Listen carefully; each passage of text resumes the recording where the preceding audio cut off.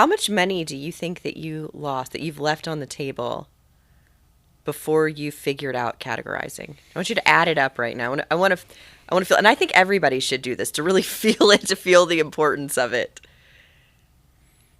I mean, from a commission perspective, I would say I probably lost, probably over $1 million in commission. I would say at least maybe a couple million in just commission alone. That was when I was an actual salesperson. By the time I became an owner of a company, I had learned my lesson. But I would assume, from an organization's perspective, think of the millions and millions and millions of dollars of lost revenue that the organization is not earning because of this huge mistake. This is a huge mistake. I remember, I think the time, I mean, I can think of a lot of sales that this is the reason that I lost it, but I it was not categorizing is why I lost the sale. But the one that was the most painful that stuck out to me, it's because I knew. It's at a time, you might even remember this sale. I mean, by this point, I, had been a top salesperson in many different places. You and I were working together. I think I was even teaching and training. So I knew it that well that I'm teaching and training. And I get somebody on the phone, and she is so excited to talk to me. And I think that you and her had worked together in the past, and she had worked with another trainer of ours in the past, and just was so excited. And she's told me, she said, Mary, because I know Jason, and I remember working with him in the past, we aren't even looking at anyone else. We are only talking to you guys. We only want Jason's content. We're not thinking about anybody else. And my brain hijacked me so bad. I was like, I could feel the money coming in. I was like, I'm going to have a signed contract. I probably went to our meeting that week and was like, I'm going to close this much this week.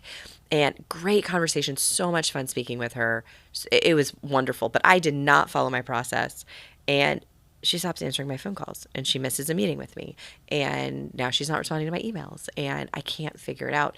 And probably because I'm relentless, I think it was probably, 3-6 months later, I'm still calling because I'm not going to let it go. And if you're going to say no to me, like you're going to say no to me. I'm going to make you say no to me. Like you're not going to just ignore. I will not be ignored. And so I finally got her on the phone, and I said, what happened? What's going on? And she's like, oh, Mary, we just decided to just keep doing our weekly book study that we do as a sales team. And we just pick a book and we go through the chapters, and that's the training that our team does. Like, oh my goodness. She was a category 1 the whole time. You know what I didn't ask her about? What have you been doing for training? Didn't ask her. Why? Because I got so excited that she said, we were all the only person she was talking to. I didn't ask her, about the team and where they'd been learning from. I didn't ask any of those questions. And I definitely didn't ask her, have you definitely decided that you're going to use an outside training company? And I can still picture her face. I can still hear her words. It still makes me feel sick at my stomach.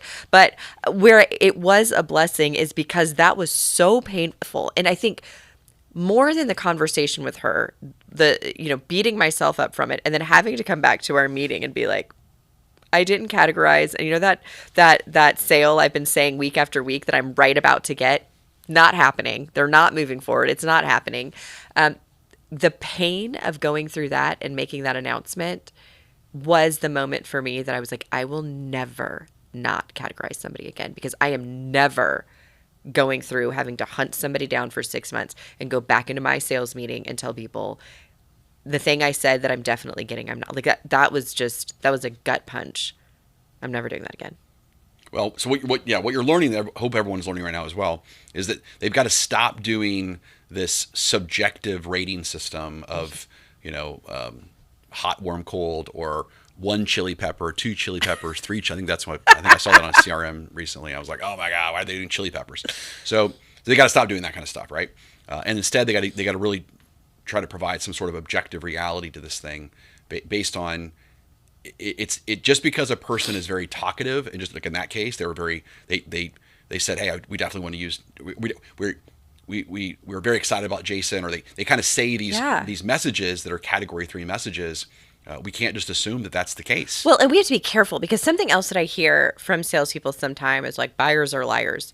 And it would have been easy for me to say that in this situation about her, but she was not a liar. It was my job to categorize her. That's my job to take control of that. It's not her job to categorize herself to me.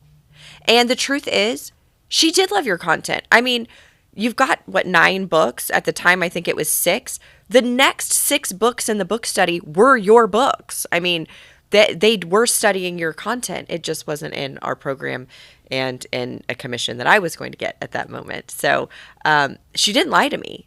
And I think that's the other thing, is always realizing if we weren't clear enough, if we didn't get clear enough information from a buyer or from a prospect, that's our job. That's your fault as a salesperson. And I think that's where it got to me so much, is it wasn't her, it was me. I messed it up. I didn't ask the right questions. I didn't follow my process. That was 100% my fault, which made it hurt worse. It'd be way easier to just be like, buyers are liars, she's the worst. But she's not.